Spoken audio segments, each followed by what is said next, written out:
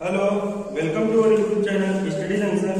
आज हम लोग 10th क्लास का 2020 का पहला सेट करेंगे। वोकेबलरी पहला क्वेश्चन क्या है हमारे पास, हर के 2 की पावर n इंटू 5 की पावर n रूट के आधार पर ज्ञात कीजिए कि 1458 बटे 1250 का दशमलव कितने स्थानों तक होगा। इसका कंसेप्ट क्या होता है, क्वेश्चन हमारे पास 1458 बटे 1250। इसका कंसेप्ट ये होगा कि हम लोग 1250 को गुणनखंड करेंगे। पहले गुणनखंड कैसे करेंगे, 1250 का हम लोग एलसीएम लेते हैं। 6 to 5, फिर 5 से 1 to 5, फिर 5 से 25, फिर 5 और फिर 5। अब इसको हम लोग 1250 में लिख सकते हैं 2 की पावर 8 इंटू 5 की पावर 4। तो कंसेप्ट ये होता है कि नीचे हम लोग 10 की पावर में बनाते हैं। 10 की पावर कब बढ़ पाएगी, तो 5 की पावर और 2 की पावर बराबर होनी चाहिए। 2 की पावर कम है, 5 की पावर 4, तो क्या करेंगे, ऊपर 2 की पावर 3 से गुणा, नीचे भी 2 की पावर 3 से गुणा। तो हमारा क्या बनेगा, 1458 गुणे 2 की पावर 3 बटे 10 की पावर 4। जो हमारा 10 की पावर होती है वही हमारा आंसर होगा। सेकंड क्वेश्चन कह रहा है कि चित्र में प्रदर्शित बहुपद के ग्राफ के आधार पर बहुपद के शून्य ज्ञात। हमारे पास क्वेश्चन क्या है, ये हमारे पास ग्राफ बना होगा। तो ग्राफ में हम लोग कैसे देखते हैं, जहां जहां पे हमारा ग्राफ एक्स एक्स को कट करता है वही हमारे शून्यांक होते हैं, वहीं पर हमारा जो बहुपद है उसका मान 0 होता है। तो हमारे पास कितने कट रहे हैं एक्स एक्स में, 1 2 3 और 4। तो ये हमारे चारों क्या होंगे, शून्य होंगे। क्वेश्चन नंबर क्या है हमारे पास, त्रिभुज एबीसी और त्रिभुज डीईएफ दो ऐसे त्रिभुज हैं कि एबी अपॉन डीई बराबर बीसी अपॉन ईएफ बराबर एसी अपॉन डीएफ बराबर 4/9। तो त्रिभुज एबीसी का क्षेत्रफल बटे त्रिभुज डीईएफ का क्षेत्रफल क्या होगा। हमारे पास एक फार्मूला होता है जब त्रिभुज समरूप होते हैं। फार्मूला ये होता है कि कोई भी दो त्रिभुज अगर समरूप है, अगर ये त्रिभुज एबीसी है, दूसरा त्रिभुज हमारे पास है डीईएफ, त्रिभुज एबीसी समरूप है त्रिभुज डीईएफ के। तो इसका मतलब ये होता है कि हमारा जो ए शीर्ष है वो डी के संगत है, बी शीर्ष ई के संगत है और सी शीर्ष एफ के संगत है। तो हर संगत चीज का अनुपात उसके क्षेत्रफल के वर्गमूल के अनुपात के बराबर होता है। अगर हम हमारे पास क्या जो है, ए बी अपॉन डीई बराबर बीसी अपॉन ईएफ बराबर एसी अपॉन डीएफ बराबर 4/9। तो ये हमारे पास बराबर हो जाएगा अंडर रूट ऑफ पहले का क्षेत्रफल मतलब एरिया ऑफ त्रिभुज एबीसी, एरिया ऑफ त्रिभुज एबीसी अपॉन एरिया ऑफ त्रिभुज डीईएफ, ये हो जाएगा। तो हमारे पास अनुपात क्या होगा, यहां से दोनों तरफ स्क्वायरिंग करेंगे, ABC upon area of DEF बराबर 16/9। आंसर होगा तो 16/81 आंसर हो जाएगा थर्ड वाला। तो पहले का क्वेश्चन हमारे पास क्या है, sine theta minus cos theta बराबर 0। तो साइन की पावर 4 थीटा प्लस कॉस की पावर 4, कॉस की पावर 4 थीटा का मान क्या होगा। हमारे पास गिवन क्या है यहाँ पे, sine theta minus cos theta बराबर 0। तो यहाँ से हम लोग क्या करेंगे, कॉस थीटा को उधर ले जाएंगे, तो साइन थीटा बराबर कॉस थीटा जाएगा। कॉस थीटा को हम लोग बटे में ले आएंगे, तो क्या हो जाएगा, sine theta upon cos theta बराबर 1। और ये क्या होता है हमारा tan थीटा, tan थीटा 1 कब होता है, जब हमारे पास थीटा 45 डिग्री होता है। हमसे पूछा गया है sin की पावर 4 थीटा प्लस cos की पावर 4 थीटा का मान। तो sin 45 डिग्री कितना हो जाएगा, 1/√2 की पावर 4 प्लस cos थीटा भी 1/√2 की पावर 4 हो जाएगा। इसका मान क्या आएगा, 1/4 प्लस 1/4 दिया जाएगा 2/4। इसको कट करके लिखेंगे 1/2। तो हमारा जो आंसर होगा वो सेकंड वाला होगा। 1 का जो दिया क्वेश्चन है वो क्या कह रहा है, बिंदु 3,4 की y अक्ष से दूरी क्या होगी। तो बिंदु 3,4 कोऑर्डिनेट एक्सिस से इसके पहले ये x अक्ष हो गया, ये y अक्ष हो गया। 3,4 में पता होना चाहिए कहां पे आएगा, इस फर्स्ट क्वाड्रेंट में हमारा 3/4 आएगा, ठीक है। तो 3,4 का मतलब मान लो यहाँ पे है, इसका मतलब क्या है, हम लोग x अक्ष पे 3 दूरी चलते हैं और y अक्ष पे 4 दूरी चलते हैं, तब जाके हमें जो पॉइंट मिलता है 3,4 4 मिलता है। और हमारे पास पूछा गया y अक्ष से दूरी क्या होगी, y अक्ष से वही दूरी होगी जो ये होगी। तो ये कितनी है हमारे पास 3, तो ये भी कितना हो गया 3, तो हमारा सेकंड आंसर सही हो गया। जो पहले का हमारे पास 4 क्वेश्चन क्या है कि 52 पत्तों की फेंटी गई ताश के गड्ढे में से एक पत्ता निकाला जाता है, इसके इक्का नहीं होने की प्रायिकता क्या होगी। हमें पता होना चाहिए कि 22 पत्तों में से 4 पत्ते इक्का के होते हैं, 4 होते इक्का के, तो कितने इक्का नहीं है, 48 जो है वो इक्का नहीं है। तो हमारे पास प्रायिकता क्या हो जाएगी, इक्का ना होने की प्रायिकता वो हो जाएगी कितने इक्का नहीं है 48 बटे टोटल कितने ताश होते हैं हमारे पास 52। इसको काट देंगे 4 से, 12 चौके 48, 13 चौके 52 बराबर 12 बटे 13, तो हमारा जो वो सही हो गया। सेकंड का क्वेश्चन देखते हैं इसमें क्या है के किस मान के लिए ऊपर समीकरण 3x + y बराबर 1 तथा 2k - 1 * x + k - 1 * y बराबर 2k + 1 का कोई हल नहीं है। इसका कंसेप्ट क्या होता है कि अगर कोई भी दो रेखा है हमारे पास a1x + b1y + c1 बराबर 0, दूसरी रेखा मान लेते हैं a2x + b2y + c2 बराबर 0। इनके 3 कंडीशन होती है हमारे पास कि इसका एक अद्वितीय हल है, अद्वितीय हल। इसका मतलब क्या होता है a1/a2 is not equal to the b1/b2। दूसरी कंडीशन होती है कई हल होने चाहिए, तो ये कभी एक ही कंडीशन में आता है, उसके a1/a2 is equal to the b1/b2 is equal to the c1/c2, और कोई हल नहीं होता है। तब कंडीशन क्या होता है, कोई हल नहीं। तो a1/a2 is equal to the b1/b2 is not equal to the c1/c2। तो हमसे ये वाली कंडीशन अप्लाई करेंगे। तो a1 दोनों समीकरणों को लिख लेते हैं, दोनों समीकरणों को लिख लेते हैं। क्या है, पहली समीकरण 3x + y बराबर 1, दूसरी समीकरण है अपने पास 2k - 1 * x + k - 1 * y बराबर 2k + 1। इसको पहले जनरल फॉर्म में लिखते हैं, तो 3x + y - 1 बराबर 0। इसको भी जनरल फॉर्म में लिखते हैं, तो क्या लिखेंगे 2k - 1 * x + k - 1 * y - 2k + 1 equal to the 0। अब वो कंडीशन अप्लाई करते हैं कौन सी, a1/a2 is equal to the b1/b2 is not equal to the c1/c2। तो a1 क्या हो गया 3, ये रखते हैं यहां पर, a2 क्या हो गया 2k - 1 बराबर b1 क्या हो गया 1, b2 क्या। तो आगे हम लोग क्या लिखेंगे -1/- 2k + 1 माइनस से माइनस कैंसिल कर देंगे। अब हम लोग क्या करेंगे, इसको सॉल्व करेंगे। इसको कैसे सॉल्व करेंगे, देखिए सर 3/2k - 1 बराबर 1/k - 1, तो क्रॉस मल्टीप्लाई, तो 3k - 3 बराबर 2k - 1, तो इसको इधर लाएंगे k इक्वल टू 2 आ जाएगा। अब जो k की जो मान आया उसको हम लोग इसमें सेटिस्फाई कराएंगे, ये कंडीशन सेटिस्फाई होती है कि नहीं होती। तो 1/2k k आया हमारा 2 - 1 is not equal to the 1/2 2 जा 4 + 1 5। ये हमारा कंडीशन यहाँ पे सही हो गया। तो हमारा आंसर क्या हो गया k इक्वल टू द 2। चलिए हमारे इस इक्वेशन का कोई भी सॉल्यूशन नहीं है। सेकंड क्वेश्चन में क्या कह रहा है, धोखा था कि हमारे पास a1/OC बराबर b1/OD is equal to the 1/3, और ये हमारे पास फिगर है। तो ये क्या दिया है कि इसका बटे ये और ये बटे ये, और हमें पता होना चाहिए कि जो बीच का एंगल है वो हमारा थीटा मान लेते हैं, क्या होगा थीटा किस कंडीशन से, शीर्षक बिंदु से। तो हमारे एक एसएएस प्रॉपर्टी होती है समरूपता में, तो एसएएस प्रॉपर्टी से हमारे त्रिभुज कौन से ए ओ बी और सी ओ डी हमारे क्या हो गए, समरूप हो गए।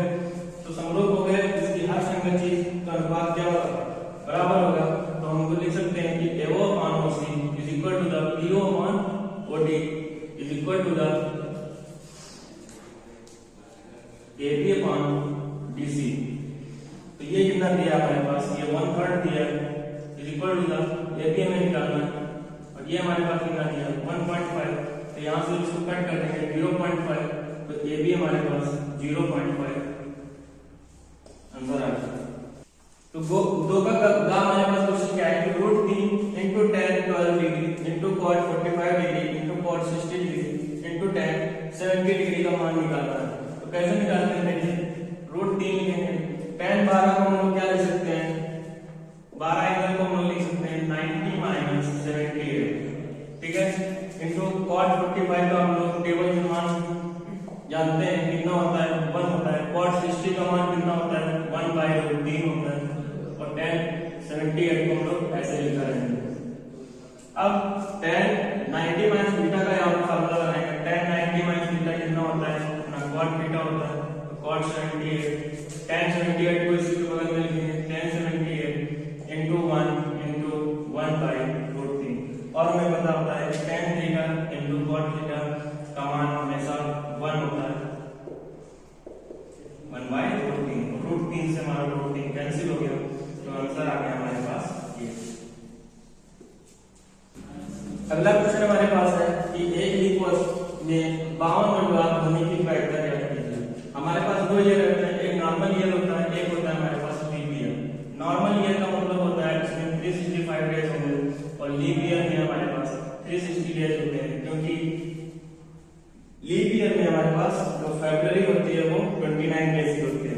तो हम लोग क्या करेंगे, पहले हम लोग 366 को 7 से डिवाइड करके देखते हैं कितना होता है, कंप्लीट कितनी बार जाता है, तो 7 गुना 35 और कितना बचा 16, 7 गुना 14, और बाकी प्लस 2 शेष बचा। तो 52 अनुवाद हमारे पास यहाँ से आ गए। अब प्लस 2 शेष दिन कौन कौन से हो सकते हैं, दो पेयर में, या तो मंडे और ट्यूसडे होगा, या तो ट्यूसडे और वेडनेसडे होगा, वेडनेसडे या थर्सडे होगा, थर्सडे होगा या फ्राइडे होगा, फ्राइडे होगा या सैटरडे होगा, और सैटरडे या संडे हो सकता है, और संडे या मंडे हो सकता है, ठीक है, संडे या मंडे हो सकता है। टोटल हमारे पास 7 केस बनते हैं जिसमें ये कंडीशन सेटिस्फाई होती है। तो 7 केस में अगर हम केवल ये 2 केस लेते हैं, अगर ये दोनों केस में से कोई भी एक केस आ गया तो हमारे 52 यहाँ से हो गए, एक यहाँ से हो जाएगा, 53 टोटल हो जाएंगे। तो ये दोनों केस हम लोग नहीं ले सकते। टोटल केस हमारे पास कितने बने, 3, तो 5 और 2 7। तो 7 में से हम लोग 2 केस नहीं ले सकते। अगर ये इन दोनों में से किसी को भी ले लिया, अगर ये 2 शेष 2-3 बचे हैं, अगर सैटरडे संडे होते हैं 53 रुपया हो जाएंगे, या संडे या मंडे होते हैं तो हमारे पास तब भी 53 हो जाएंगे। तो इन दोनों केस में हमारे पास बर्बाद हो जाते हैं 53। तो हमें एक क्वेश्चन में पूछा गया था 52, अगर इन 5 में से कोई भी 2 दिन आते हैं तो हमारे पास बर्बाद 52 ही रहेंगे। टोटल केस हमारे पास 7 बने, और कितने लेने हैं इसमें से, इन 5 में से कोई भी आ सकता है। हमारा आंसर क्या हो गया, 5/7। तीसरे का हम लोग क्या क्वेश्चन पढ़ते हैं, इसमें उस समांतर श्रेणी के पदों की संख्या ज्ञात कीजिए जिसका प्रथम पद है, अंतिम पद 49 और सभी पदों का योग 265 है। तो हमारे पास जानकारी क्या है, पदों की संख्या ज्ञात करनी, मतलब n का मान हमें ज्ञात करना है, और हमारे पास प्रथम पद मतलब a का मान 4 दिया हुआ है, और अंतिम पद l का मान दिया हुआ है 49, और योग दिया हुआ है Sn हमारे पास 265 दिया हुआ है। अब हम लोग क्या करेंगे, Sn का फार्मूला क्या होता है, Sn is equal to the n/2 2a plus n minus 1 into d। तो ये होता है, हमें पता क्या है, n निकालना है, Sn पता है, a पता है, n नहीं पता है, ठीक है, d में नहीं पता है। तो हम लोग क्या करेंगे, a फार्मूला हमारे पास सीधे सीधे इसमें वो वाला फार्मूला लगा सकते हैं, Sn is equal to the n/2 a plus l करेंगे। एक ये भी फार्मूला होता है हमारे पास। तो ऐसा ना हमने दिया है 265 बराबर n निकालना है बटे 2, a कितना दिया है हमारे पास 4, 49, और l हमारे पास 49 दिया हुआ है। n यहाँ से तो निकाल सकते हैं 265 into 2/53। तो कितने पदों की संख्या आएगी, ये 5 बार कट जाएगा सीधे सीधे, तो n बराबर हमारे पास आंसर जो आ जाएगा n बराबर 10। संख्या 0.666 डैश डैश डैश को p मान q के रूप में प्रदर्शित करें। क्वेश्चन देखिए, तो हमारा क्वेश्चन क्या है कि p अपॉन q का मतलब क्या होगा, हमें इसको परिमेय रूप में दिखाना है। तो क्या करेंगे, इस संख्या को x के बराबर मान लेते हैं 0.666। तो हम लोग क्या करते हैं, पहला कंसेप्ट कि हम लोग इसको 10 से गुणा करते हैं 6.66। अब हम लोग इसको ब्रेक करेंगे 6 प्लस 0.66। इसमें तो क्या करेंगे, एक अंक निकल गया, तब भी हमारे पास इधर अंक बचते हैं। फिर हम लोग क्या करेंगे, इस x का मान यहाँ पे रख देंगे। तो 10x बराबर 6 प्लस x, x इधर आएगा 9x बराबर 6, तो x बराबर 6/9 काट देंगे, x बराबर 2/3। ये हमारा आंसर। तीसरे का हम लोग पढ़ते हैं, वृत्त के व्यास AB के सिरे a -2, -7 तथा b 1, -11 वृत्त की त्रिज्या तथा केंद्र के निर्देश। इनका क्या देखते हैं कि वृत्त के व्यास AB के सिरे a -2, -7 तथा b 1, -11 वृत्त की त्रिज्या तथा केंद्र के निर्देशांक देखते हैं। हमें पता होना चाहिए कि जो व्यास के अंतिम सिरों का जो माध्यमिक होता है वो हमारा केंद्र होता है, और अंतिम सिरों के हमारे पास निर्देशांक दिए हैं। a के निर्देशांक दिए -2, -7 और b के निर्देशांक हमारे पास दिए 1, -11। इसका मिड पॉइंट कैसे निकालते हैं, इसका x1 मान लेते हैं, इसको x2, इसको x2 और इसको y2, इसको x1 x2 y2। तो o इसको सेंटर मान लेते हैं, तो o के निर्देशांक क्या होगा, -2/2 -7 -11/2। तो ये हो गया हमारे पास -1/2, ये हो गया -9। तो इसके निर्देशांक क्या हो गया, -12, -9। अब रेडियस हम लोग कैसे निकालते हैं, सेंटर से परिधि के बीच की दूरी हमारी रेडियस कहलाती है। तो इसको हम लोग x1 मान लेंगे, इसको y1, इसको x2 और इसको y2 मान लेंगे। तो दो बिंदुओं के बीच की दूरी OB कितनी होगी, x2 - x1, तो 1 प्लस हाफ का स्क्वायर प्लस ये हो गया -11 -11 प्लस का 9, -11 प्लस का 9 हो जाएगा इधर। तो ये हो जाएगा 3/2 का स्क्वायर और प्लस -2 का स्क्वायर, ये हो जाएगा 9/4 प्लस 4,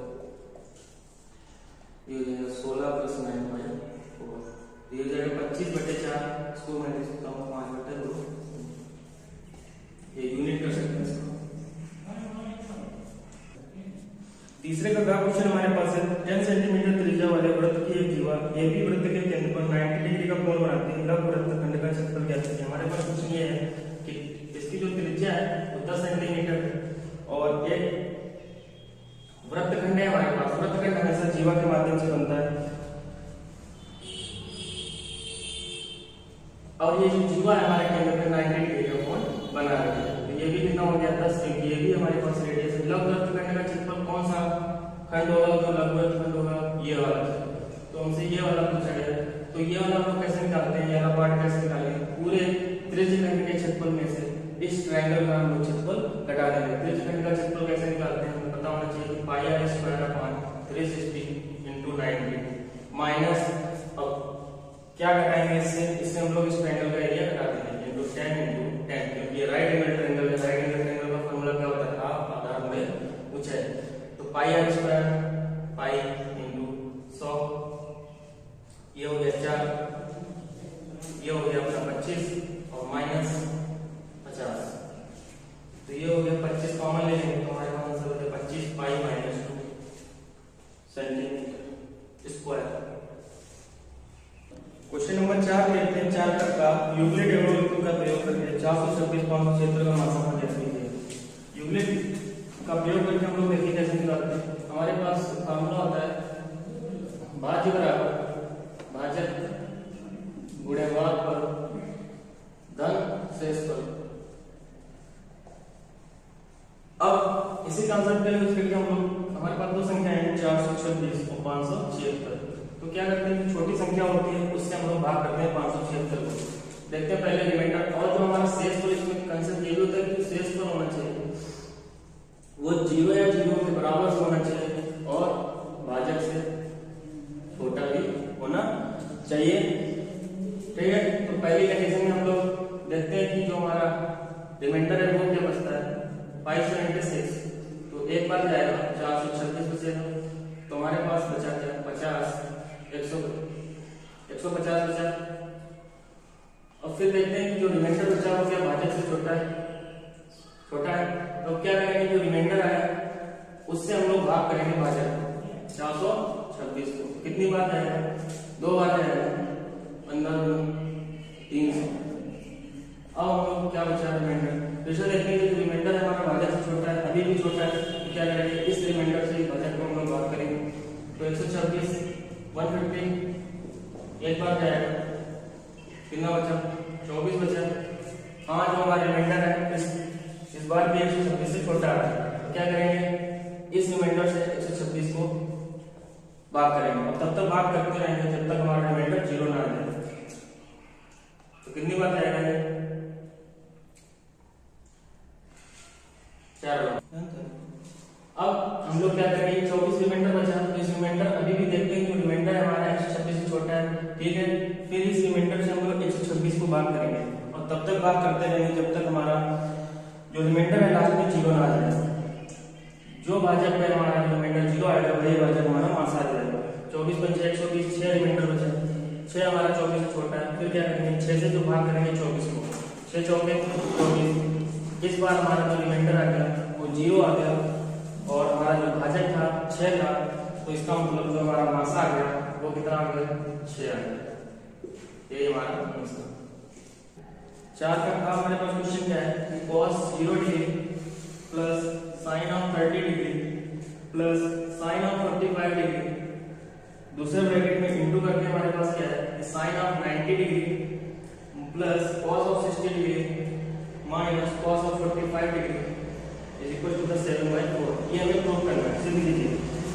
तो cos 0 का मान क्या होता है 1 होता है, sin 30 का मान हाफ होता है, sin 45 का मान 1/2 होता है, sin 90 1 होता है, cos 60 हमारे पास होता है 1/2 और cos 45 1/2।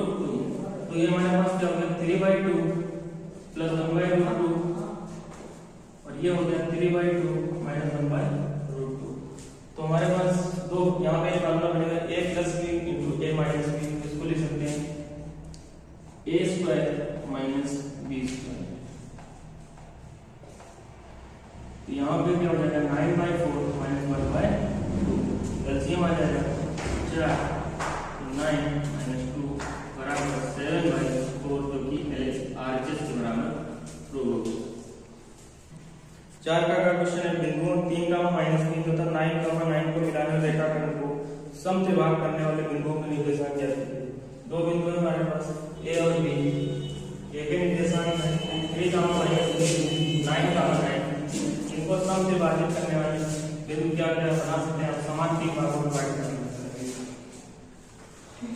तो एक बिंदु ये होगा a डैश, दूसरा बिंदु क्या होगा b डैश, इसको समान 3 भागों में बांटना है। अगर ये डिस्टेंस x है तो ये भी x होगा और ये भी x होगा। तो a के निर्देशांक के लिए तो क्या a डैश के निर्देशांक के लिए क्या करेंगे, ये जो टोटल डिस्टेंस हो गई अपने पास 2x हो गई, तो ये अपने पास x हो गई। तो इसको हम लोग m मान सकते हैं, m बराबर x n बराबर 2x।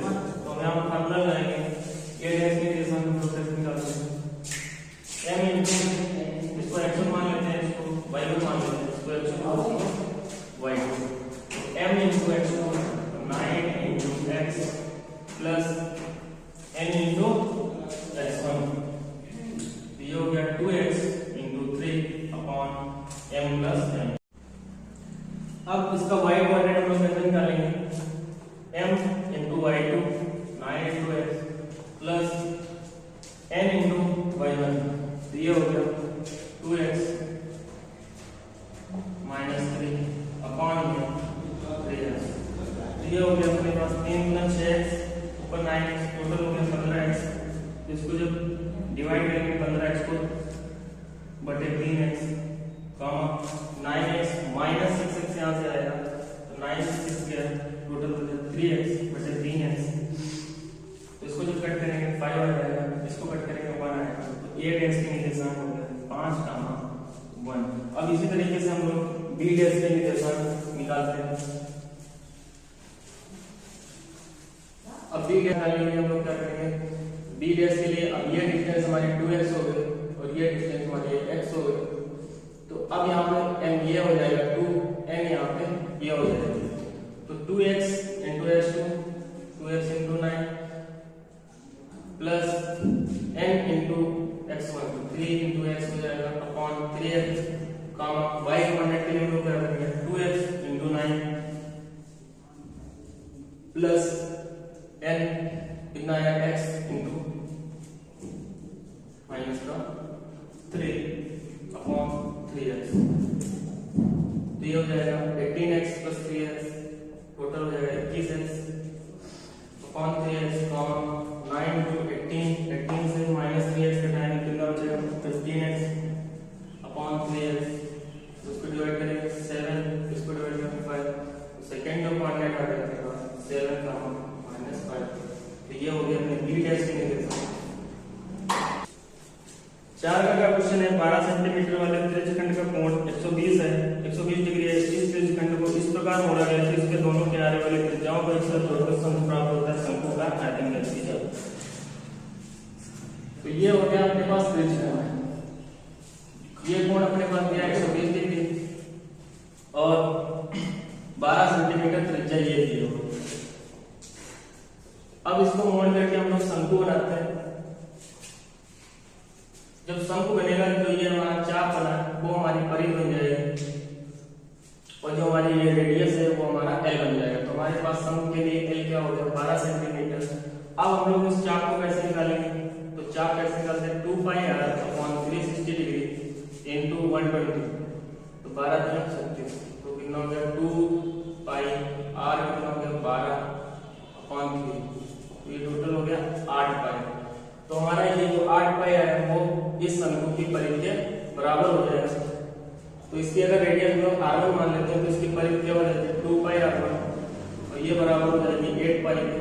तो टोटल हमारी जो रेडियस आएगी यहाँ से वो आ जाएगी 4 सेंटीमीटर। अब रेडियस पता है L हमारे पास वही रेडियस हो जाएगी L ये 12 पता ये 4 पता। तो h हम लोग पाइथागोरस से निकाल लेंगे। तो h कितना आ जाएगा h square plus r1 square बराबर 12 का स्क्वायर। तो h स्क्वायर r1 कितना 16 144 h स्क्वायर कितना है 12। तो h स्क्वायर हमारे पास आया 128। तो 128 को हम लोग कह सकते हैं 64 इंटू 2। तो h कितना हो गया 8√2। अब आगे क्या निकालना है शंकु का आयतन। शंकु का आयतन का फार्मूला क्या होता है 1/3 पाई r स्क्वायर h। 1/3 पाई का मान 22/7। रेडियस हमारे पास कितनी आई थी रेडियस आई 4 तो ये जाएगा 16। h कितना है 8/2 या पाई का मान ऐसे रखते हैं पाई 16 128